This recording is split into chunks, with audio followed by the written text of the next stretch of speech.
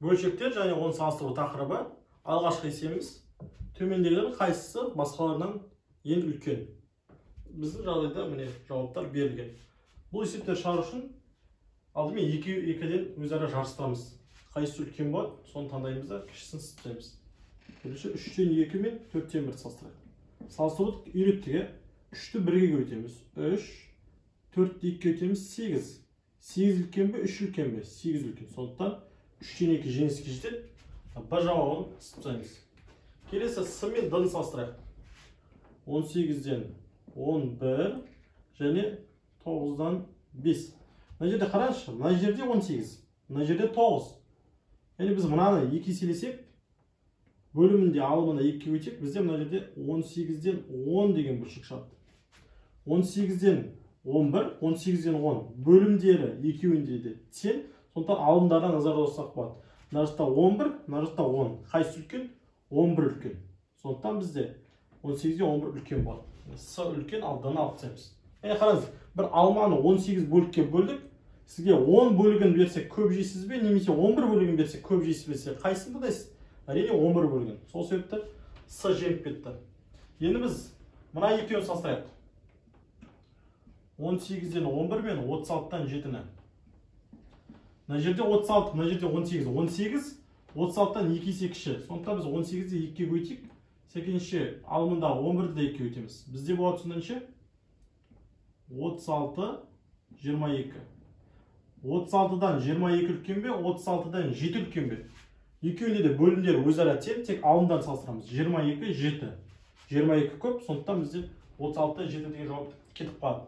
Бізде не қалды? А мен С қалды. 3-тен 2, 18-ден 11. Бұлай жасақ, 3-ті 11-ға көйтейік, 33. 2-ні 18-ге көйтейік, 36. 36 үлкен бе, 33 үлкен бе? Әрине 36. 36 бізде 3-тен 2 дегенді білдіреді. 3-тен 2 бізде А жауабы, үлкен, а мына С жауабын алып тастаймыз. Сонда бірінші есепте дұрыс жауап А болады. Осылай салыстырып отырып шығара береміз. Қайсысын бірінші алып салыстырсаңыз да өз еркіңіз.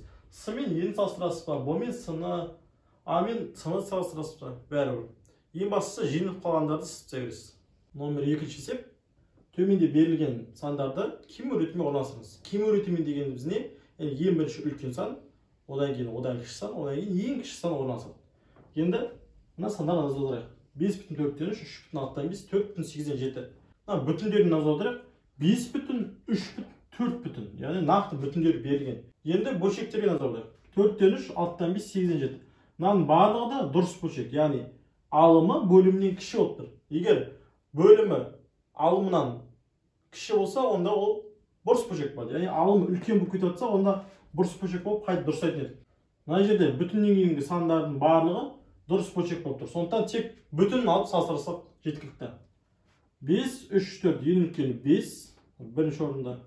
Екінші орында С, 4 бүтін, үшінші орында Б, 3 бүтін.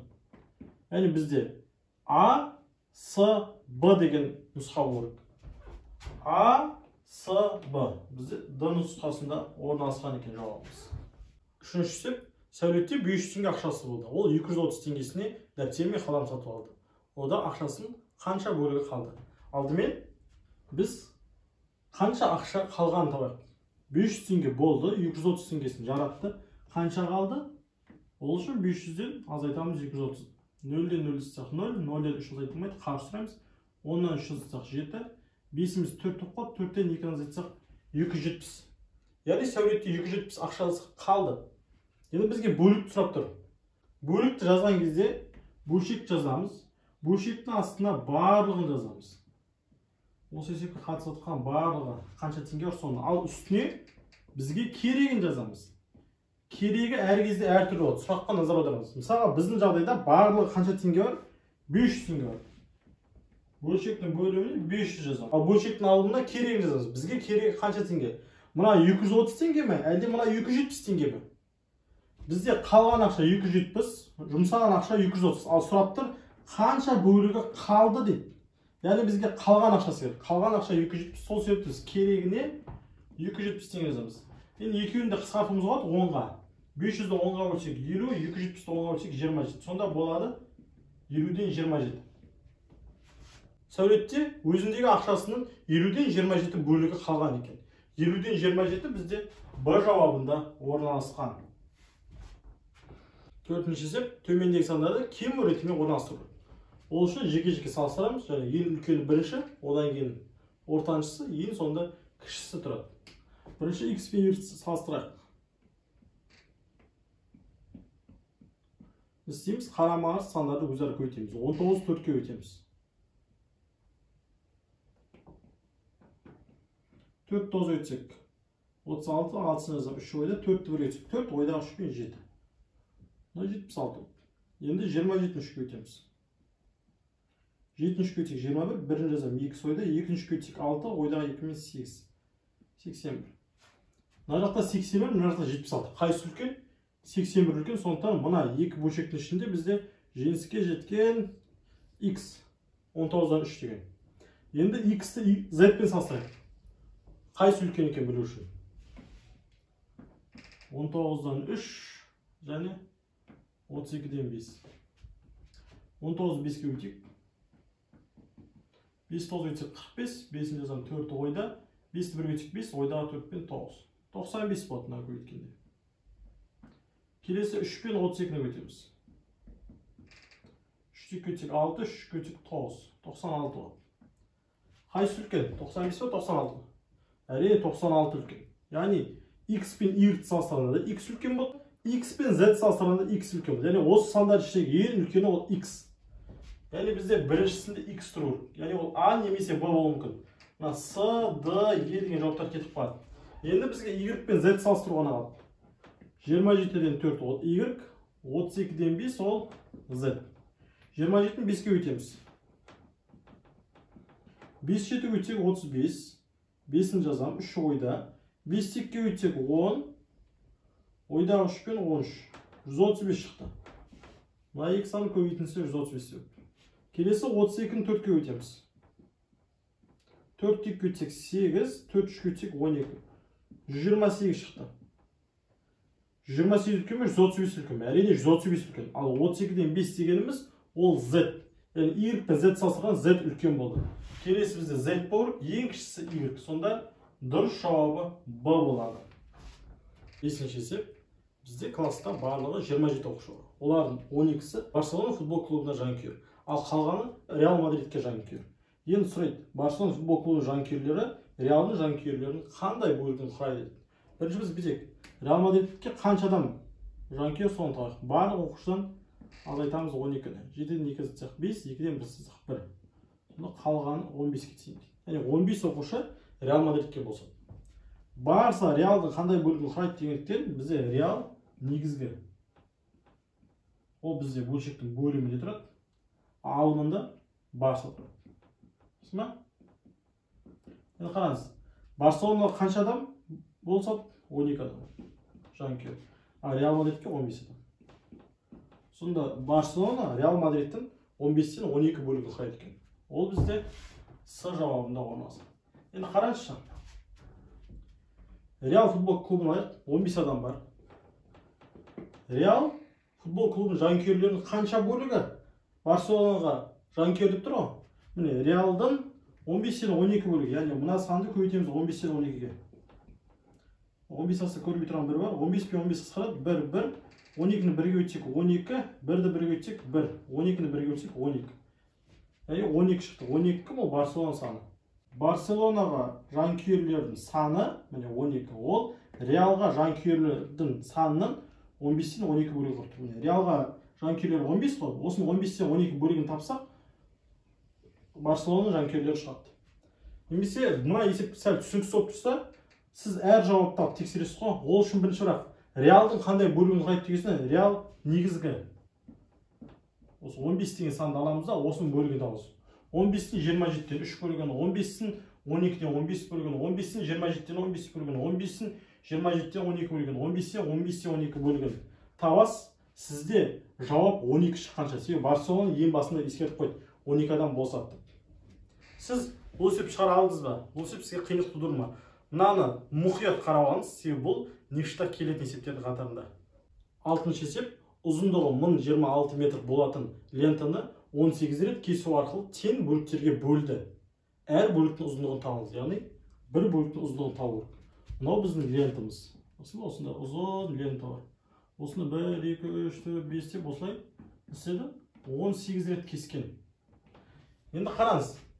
Бізде көбесі былай жасайды.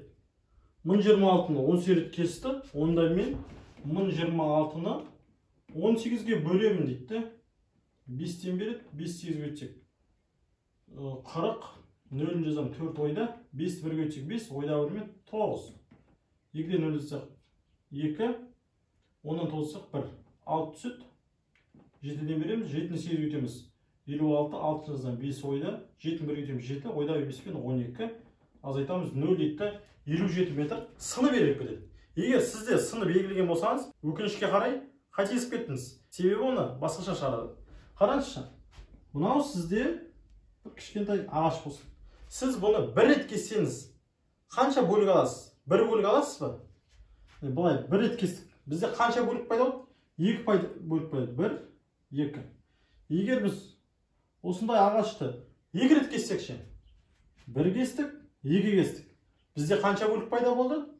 3 бөлік пайда болды. 1, 2, 3. Ал егер біз 3 рет кессекші, 1, 2, 3. Онда бізде қанша бөлік пайда болады? 1, 2, 3, 4 бөлік пайда болады. Сондықтан біз неше рет кессек, содан бірге көп бөлік пайда болады. Жақсы ма? Ұмытып қалмаңыздар. Енді біз 18 рет кессек, бұл лентаны бізде 19 бөлік пайда болады. 19 бөлік. Яғни қарашы, 21 рет кесу ол тең болады 22 бөлікке. Қанша рет кессеңіз, соған бірді қосып бөліктің санын аласыз. Енді бізде 19 бөлік пайда болады. Әр бөлікті ұзындығын табу үшін 1026-ны бөлеміз 19-ға. 5-тен берейік. 9-ды 5-ке өтсек 45, 5-ін жазам 4 ойда. 5-ті 1-ге өтсек 5, ойдағы 4-пен 9. 2-ден 5 азайтылмайды, қарсы сұраймыз. 12-ден 5 жазсақ 7. Мына 10-ымыз 9 болып, 9-дан 9 жазсақ 0. Жазбай қойсақ болады. Келесі сан 6 түседі. 4-тен берейік. 4 9 өтсек 36, 6-ны жазам 3 ойда. 4-ті 1-ге өтсек 4, ойдағы 3 бет 7. 76-та 76-ны азайтсақ 0 бар.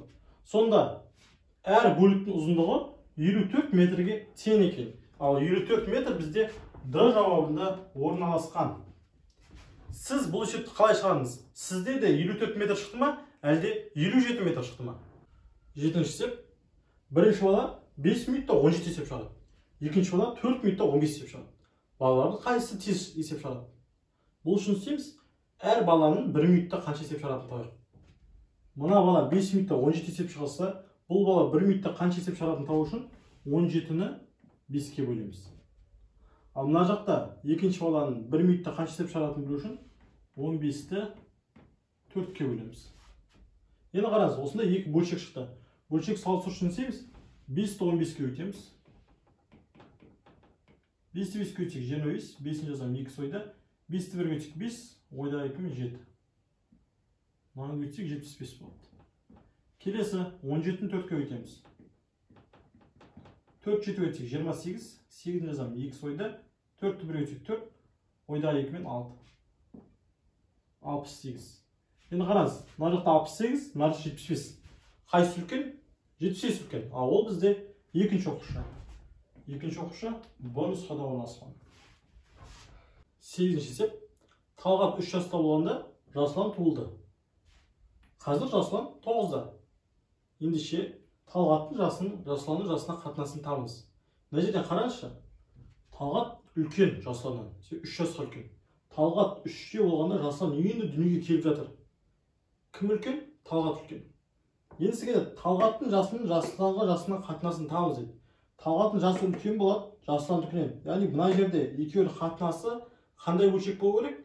Бұрыс бөлшек болу керек. Яғни алымы бөлімінен үлкен. Мына есептеген бұрын сондай бөлшек шығатынын түсініп тұрмыз. Енді мына жерге назар аударыңызшы. 4-тен 3 дұрыс бөлшек, 5-тен 3 дұрыс бөлшек, 2-ден 1 дұрыс бөлшек, 3-тен 2 дұрыс бөлшек. Тек қана Д жауабында 3-тен 4 бұрыс бөлшек болып тұр. Яғни сіз есептің мағынасын түсінсеңіз, талғаттың үлкен екенін біліп тұрсаңыз, Жасұланның кіші екенін де біліп тұрсаңыз, онда екеуінің қатынасы бұрыс бұрыш екенін көрініп тұр. Сондықтан бұл есеп шығармай д-ны белгілеп кетсеңіз болады. Бірақ сізге дәлелдейміз. Қараңыз, Жасұлан қазір 9-да. Талғат одан 3 жасқа үлкен ғой. Талғат онда қазір нешеде? 9-ға 3-ті қосамыз. Талғат қазір 12-де. Дұрыс қой. Мына басында 0-де от, 3-де от. 1 жылдан кейін 4-де от, 1-де от. 5-де от, 2-де от. Осылай кете береді. Аралары всегда 3 жасқа кішкентай. 4-тен 1 жасаймыз 3, 5-тен 2 жасаймыз 3. Қазірде 12-ден 9 айтсақ 3 болып тұр. Енді біз екеуінің жастарын қатынасы сұрап тұр. Талғат деген сөз орнына 12-ні қоямыз. Жасұлан деген сөз орнына 9 қоямыз. Екеуді 3-ке қысқарады. 9 3-ке бөлсек 3, 12 3-ке бөлсек 4. Сонда болады 3-тен 4. Міне, д жауабында да 3-тен 4 орналасқан. Сіз бұл есепті қалай шығарыңыз? Осылай рет-ретімен шығардыңыз ба? Немесе оқып келе жатып түсініп қалдыңыз ба? Бұл жерде бұрыс бөлшек болу керек екен, және тезірек белгілеп кеттіңіз. Осыны айтыңызшы бізге. 9-шы есеп, ұзындығы 38 см жіп. Ғалым оның 4-тен 1 бөлігін кесіп алды. Кесілген бөлігін табыңыз. Өте оп-оңай есеп. Не істейміз? 32-нің 4-тен 1 бөлігін аламыз. 4 бөлікке бөлгенде оның 1 бөлігін алды, сол себеп 4-тен 1-ге өтеміз. 32-ның астында көрмей тұрған 1 бар. 4 пен 18-ні қысқартамыз. 4 көлсек 1, 32-ні 4 көлсек 8. 8 1-ге өтсек 8 болады. 1-ді 1-ге өтсек 1 болады. 8-ді 1-ге өтсек 8 болады. Яғни ғалым жіптің 8 см болатын бөлігін қиып алған екен. Бізде 8 см бір жауабында орналасқан. Енді қараңыз, бұл жерде сұраққа мұқият болу. Кейде сұрайды. 4-тен 1 бөлігін қиып алды. Қанша бөлігі қалды дейді. Түсінсіз? Қанша бөлігі қалды? Бұл кезде не істейсіз? Кесіп алған бөлікті аламыз. 8 см. Сосын барлық бөліктен азайтамыз осы кесіп алынған бөлікті. Болады сонда 24 см. Яғни қалғаны қанша десе 24 см деп жазасыз. Бұнда есептерде ең басты шартты мұқият оқу керек. 10-шы есеп 2 кесе апельсин шырыны, 3 кесе қызанақ шырыны, 5 кесе алмұрт шырынын араластырып коктейль жасады. Коктейльде апельсиннің мөлшерін табыңыз. Бірінші бізге коктейльде қанша кесе бар екенін табайық. 2 кесеге 3 кесе қоссақ 5 кесе, 5 кесеге 5 кесені қоссақ 10 кесе. Жалпы 10 кесе шырын араласқан екен. Коктейльде 10 кеседен тұрады. Енді сұрайды, осының ішінде апельсин қандай бөлігін құрап тұр? Бізде барлығын жазамыз, бөлшектің астына. Ал бөлшектің алымына керегін жазамыз. Енді қараңызшы, бізге барлығы не ол бұл жерде? Бұл жерде барлығы коктейль. Төменінде бізде коктейль тұр. Ал бізде керегі не ол? Керегі ол апельсин. Алымында апельсин тұр. Енді мөлшерлерімізде коктейль қанша кеседен тұрады? 10 кеседен. Апельсин қанша кеседен тұрады? 2 кеседен. Yani апельсин 10-дан 2 бөлігін құрайды екен. 10-дан 2 бізде қысқарады 2, 2-ні 2 көлсек 1, 10-ды 2 көлсек 5. Болады 5-тен 1. Яғни апельсин коктейльдің 5-тен 1 бөлігін құрайды екен. Ал 5-тен 1 бізде А жауабында орналасқан. 11-ші есеп. Айшада 4 жасыл, 6 қара, 5 ақ добы бар. Оның жасыл шарларының барлық шарларға қатынасын тауып отырмыз. Жасыл шардың барлық шарға қатынасын табу керекпіз. Біз бірінші барлық қанша шар бар екенін табу керек. 4-те 6-ны қоссақ 10, 10-ға 5 қоссақ 15. Барлығы Айшада 15 топ бар. Барлығына 15 қоямыз. Ал жасыл деген сөз орнына 4 қоямыз. Жасылдың барлық шарға қатынасы 15-тен 4 екен. 15-тен 4-те өзара қысқармайды.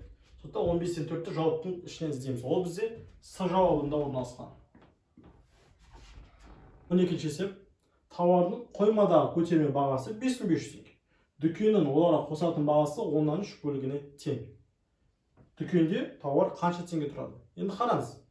Мысалға, бұлар Қытайдан 5500 теңге самокат сатып алады. Қоймада ол сол жерде 5500 теңге тұрады. Оны әкеледі Қазақстанға, сосын 10-нан 3 бөлігін қосады. Осы 5500-дің 10-нан 3 бөлігін табады да, осыған қосады. Сөйтіп оны дүкендерге сол бағамен сатады. Дүкендегі бағалар осы. Белгілі бір кәсіпкер пайда табу қой. 5500-ге алады, үстіне 30% қосады, 10-нан 3 бөлігінен 30%. Болашақта оны үйренеміз. Сосын міне жаңа баға. Осылай сатып отырған кезде әр самокаттың үстінен белгілі бір пайда көріп отырады. Енді қараңыз, 5500 теңгені біз не істейміз? Алдымен 10-нан 3 бөлігін табамыз. Яғни 5500-дің астында көрмей тұрған 1 бар. 5500 бен 10-ды 10-ға қысқартамыз. 10-ды 10-ға бөлсек 1, 5500-ді 10-ға бөлсек 550. Енді 550-ді 3-ке көйтейік. 3-ті 0-ге өтсен 0, 3-ті 5-ке өтсен 15, 5-ін жазам 1 ойда, 3-ті 5-ке өтсек 15, ойдағы өрме 16. Яғни, әр самокаттың үстіне 1650 теңге қосады екен. Енді біз 5500-ді осыған қосайық. Сол кезде дүкендегі бағаны білеміз.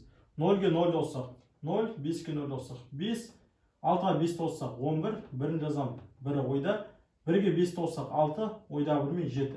Яғни дүкенде бұл 7150 теңгеден сатылады екен. 7150 бізде Д жауабында орналасқан. 13-ші есеп. Анвар супермаркетінде сатып алушы 2000 теңгеден артық сауда жасайтын болса, тауардың 20-дан 3 бөлігінде жеңілдік беріледі. Арман торт сатып алды. Торттың бағасы 2680 теңге. Яғни ол қанша теңге төлеу керек?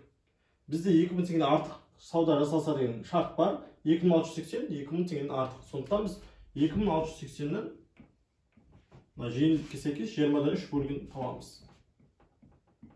Бірінші екеуіне 10-ға қысқартайық. 20-ны 10-ға бөлсек 2, 2680-ні 10-ға бөлсек 268. Енді екеуіне 2-ге қысқартайық. 2-ні 2-ге бөлсек 1, 268-ді 2-ге бөлсек 134. Енді 134-ті 3-ке көтеміз. 3-ті 4-ке бөлсек 12, 1 ойда, 3-ті 3-ке бөлсек 9, ойда бар мен 10, 0 жазам 1 ойда, 3-ті 1-ге бөлсек 3, ойда бар мен 4. 402 теңге. Бұл не ол? Бұл жеңілдіктің бағасы. Енді біз негізгі бағадан торттың 2680 теңгеден азайтамыз 402 теңгеден. 0-ден 2 азайтылмайды, қарсы сұраймыз. 10-нан 2 азайтсақ 8. Мына 8 7 оқып қалды. 7-ден 0 азайтсақ 7. 6-дан 4 азайтсақ 2, мына 2 түседі. Сонда біз тортқа 2278 теңге төлейді екенбіз. Ал ол бізде Е жауабында орналасқан. 14-ші есеп. Ұзындығы 546 метр болатын лента 13 рет кесіліп тең бөліктерге бөлінді. Әр бөліктің ұзындығын табамыз. Яғни бір бөліктің ұзындығы. Біз осыны алда шығарған лента туралы есепке ұқсас. Яғни 13 рет кесті. Қанша бөлік пайда болады? Плюс 1. 14 бөлік пайда болады.